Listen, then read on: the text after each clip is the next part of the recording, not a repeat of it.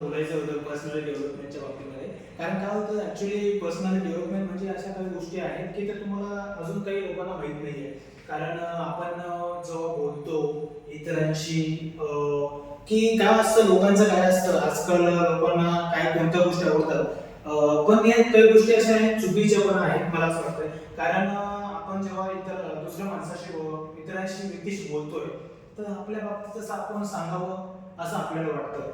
पण मला असं वाटतंय की जे पुढचा माणूसाला जर आपल्याला चांगल्या पद्धतीनं त्याच्याकडून बोलणं किंवा त्याचं काही चांगल्या गोष्टी ऐकून घ्यायच्या असतील तर आपल्याला आपल्या गोष्टी कमी सांगून त्याच्याबद्दल काहीतरी ऐकायला पाहिजे. किंवा आपण त्या ठिकाणी त्याच्याशी चांगल्या पद्धतीनं आपलं जे टाइम स्पेंड आहे किंवा त्याच्याशी आपण काहीतरी कन्वर्ट होऊ शकतो किंवा काहीतरी चांगलं त्यासाठी त्याच्याकडून आपण त्याची ज्या समस्या असतील त्याचं काही चांगलं असतील करिअर बाबतीत किंवा तो काय करतोय सध्या कोणत्या गोष्टी चांगल्या पद्धतीच्या आहेत त्या सुद्धा त्याच्याकडून आपल्याला भेटू शकतात की ज्या आपल्याला गोष्टी आपल्याला माहीत नाहीये त्या गोष्टी आपल्याला त्याच्याकडून भेटू शकतात. पण काय केव्हा भेटेल केव्हा आपण त्याच्या गोष्टीकडे आपण थोडंसं लक्ष दे आणि ज्यावेळेस आपण त्याच्या गोष्टी जास्त ऐकणार तो पण तुम्हाला विचारणार मग त्यामुळे काय होणार प्रश्न निर्माण होणार आणि ज्यावेळेस प्रश्न निर्माण होतात त्याच्या उत्तरं सुद्धा त्या ठिकाणी भेटतात आणि ते उत्तर जेव्हा भेटतात त्यामधून काहीतरी शिकण्यासारखं असतं. म्हणून मला असं वाटतं की बुवा ज्या वेळेसही आपण याच्यामध्ये भरपूर अशी उदाहरणं आहेत. त्याच्यामध्ये फर्स्ट ऑफ ऑल जे सेल्समॅन असतात त्यांच्या काही स्पेसिफिक अशा गोष्टी असतात. ते काय करतात फर्स्ट ऑफ ऑल दुसऱ्याचं जितके जास्त पद्धतीनं काही गोष्टी आहेत त्या ऐकून घेत असतात. त्यांना माहीत असतं कारण त्यांच्या त्या गोष्टी ऐकल्यानंतरच त्यांना माहीत असतं की बुवा याचं कोणत्या गोष्टीत आवड आहे. फर्स्ट ऑफ ऑल पुढच्या व्यक्तीच्या आपण त्यावेळेस त्याला आपल्याला इम्प्रेस करायचं. फर्स्ट ऑफ ऑल आपण आजकालची कंडिशन झाली सोशल मीडियामध्ये तुम्ही जर बघितलं की काही अशी मुलं आहेत खूप हुशार आहेत परंतु काय झालंय त्यांच्यामध्ये मुली येत नाही. काय होतंय काही गोष्टी आहेत की त्यांच्यामध्ये नाही आहेत.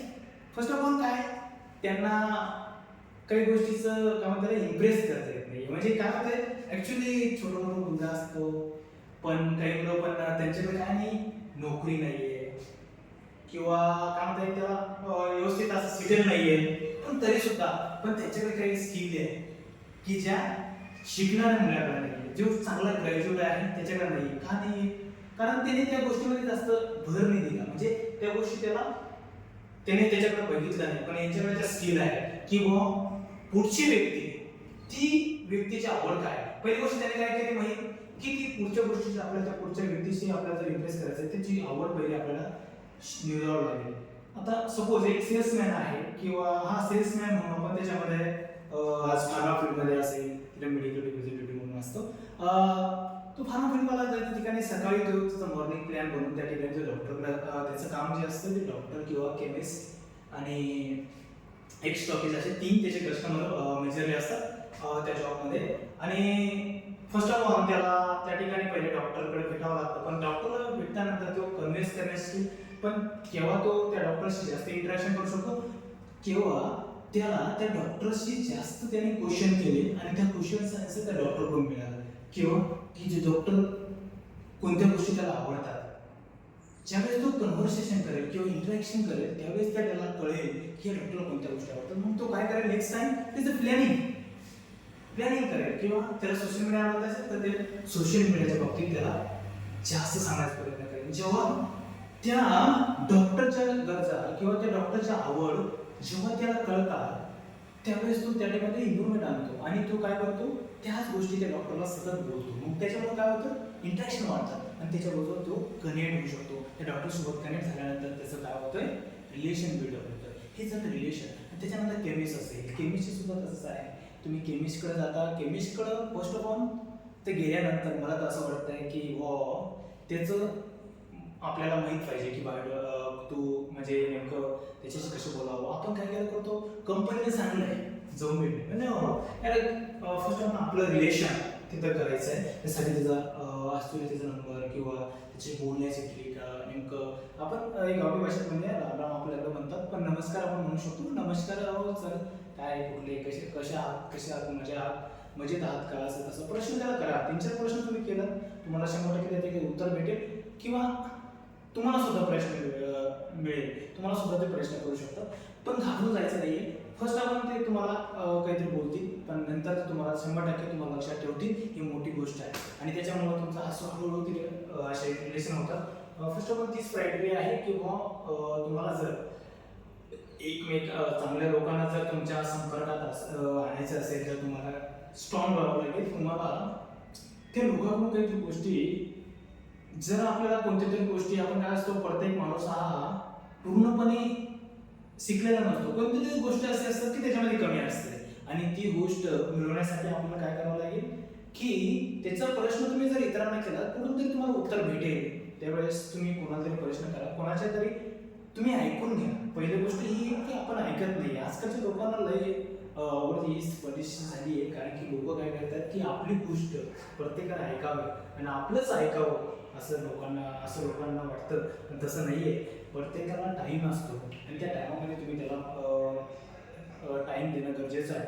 म्हणून मला असं वाटतंय की आपलं रिलेशन बिल्डअप तेव्हाच होऊ शकतं की ज्यावेळेस आपण दुसऱ्याचं ऐकणार, त्यांना क्वेश्चन करणार आणि त्याच्यावर गोष्टी शिकणार. आपल्याकडं जे चांगल्या गोष्टी आहेत आपण सुद्धा त्याला सांगू शकतो, किंवा सांगणार त्याला आपण चान्स देणार, आपल्याला तो चान्स देणार.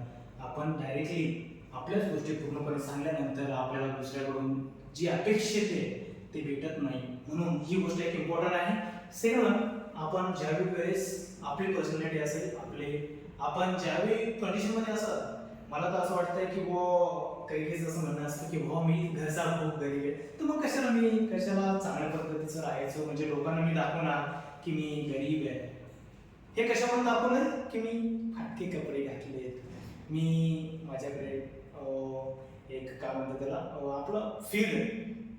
आपण ज्या प्रोफेशनमध्ये काम करतो किंवा त्या ठिकाणी काम करत असेल, एक अट्रॅक्टिव्ह पर्सनॅलिटी जेव्हा असते, त्यावेळेस पुढचा माणूस आपल्याला त्या ठिकाणी 100% त्या ठिकाणी काय करतो, एक चांगल्या पद्धतीचं इम्प्रेशन आपल्याकडे पडतं, आणि ते 100% त्या इम्प्रेशननुसार किंवा त्या आपलं जे बोलण्याचं स्किल असेल, आपली पर्सनॅलिटी जी असेल, त्याच्यानुसार आपल्याला आपल्यासोबत वर्तणूक करत असतो. म्हणूनच आपल्याला एक जरी आपण गरीब असलो तरी आपल्याला राहणीमान एक स्ट्रॉंग पाहिजे, आणि त्या बेसला आपण जितकं स्ट्रॉंग आपली पर्सनॅलिटी असेल, त्या पर्सनॅलिटीला आपल्या त्या ठिकाणी पुढच्याकडून त्या ठिकाणी तेवढं मान सन्मान दिला जातो. कारण आजकालच्या जो युग आहे त्या ठिकाणी पर्सनॅलिटीला खूपच असं भाव दिला जातो. कम्युनिकेशन त्याच्यामध्ये असेल, एक कम्युनिकेशन सुद्धा चांगलं असणं खूप गरजेचं आहे. कारण आजकाल खूप असं पिढ्यानपिढ्या येतात, पण काहीच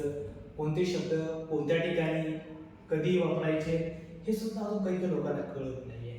कारण काय झालंय, सोशल मीडिया म्हणजे एकाना हाय तेना पण हाय. म्हणजे प्रश्न काय आहे की डॉक्टर असेल तिथं रिस्पेक्ट द्यावा लागते, शिक्षक, डॉक्टर्स, वकील्स, अदर दॅन खूपच असे मोठ्या पदवी असते, तिथं आपण जातो.